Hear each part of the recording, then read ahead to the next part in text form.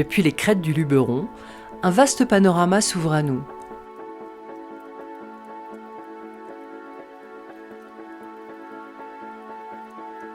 Avec Laurent Michel, découvrons les enjeux de gestion de ce massif. Le Luberon, c'est une chaîne de montagnes, plusieurs dizaines de kilomètres de long et qui dépasse un peu sur le Grand Luberon les 1000 mètres d'altitude. Autant les versants sont boisés, mais par contre autant la crête reste un milieu qu'on appelle encore ouvert. Ce sont des pelouses, des garrigues, des milieux très secs et rocailleux. Il y a quand même quelques arbres, comme on peut le voir. On est à plus de 1000 mètres d'altitude, donc on est à ce qu'on appelle l'étage montagnard. Mais on a aussi de fortes influences méditerranéennes, on n'est pas loin de la Méditerranée. Ce mélange de conditions de milieu fait qu'on a une flore très spécifique qu'on retrouve aussi dans d'autres massifs, Sainte-Victoire, Sainte-Baume. Ici, il y a une plante emblématique qui s'appelle le genêt de Villars, qui est un petit genêt prostré au ras du sol, qui est adapté à ces conditions de sécheresse, d'absence de sol quasiment.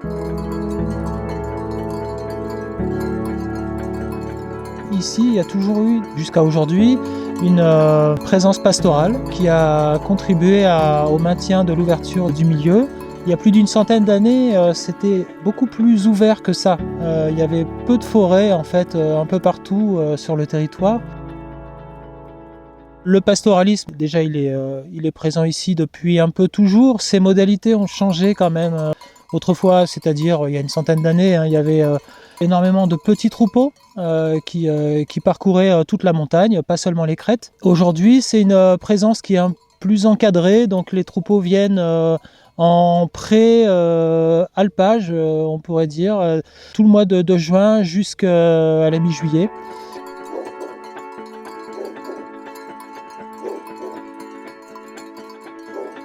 Les avantages pour nous, pour la biodiversité, disons, c'est de contribuer au maintien de l'ouverture, quand même essayer de freiner l'évolution arbustive, arborée.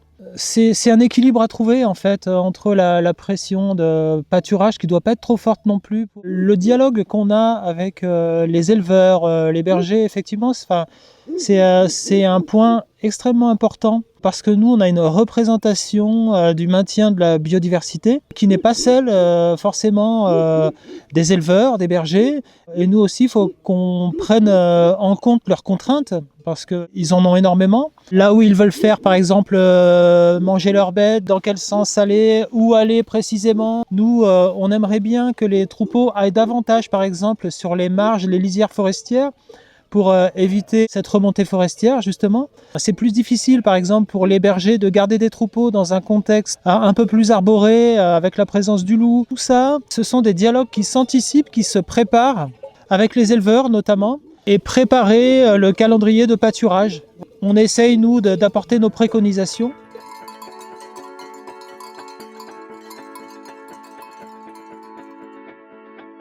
Pour un naturaliste, botaniste ou entomologiste ou ornithologue, venir sur ces sites-là, c'est toujours une expérience extrêmement riche et assez forte parce qu'on trouve des espèces qu'on ne voit pas tellement ailleurs. Il faut faire un effort quand même pour monter sur ces crêtes.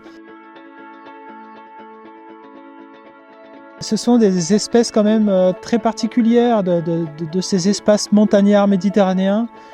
Qu'on ne retrouve pas dans la plaine en bas. On peut aussi avoir plus globalement un sentiment un peu de plénitude, si on peut dire, en lien avec le paysage. Là, la vue, elle porte loin vers les Alpes, on voit la Méditerranée. Il y a le silence aussi, il y a une qualité. En fait, il y a une qualité des instants qu'on peut trouver ici, qu'on ne retrouvera pas plus bas dans notre quotidien, je dirais.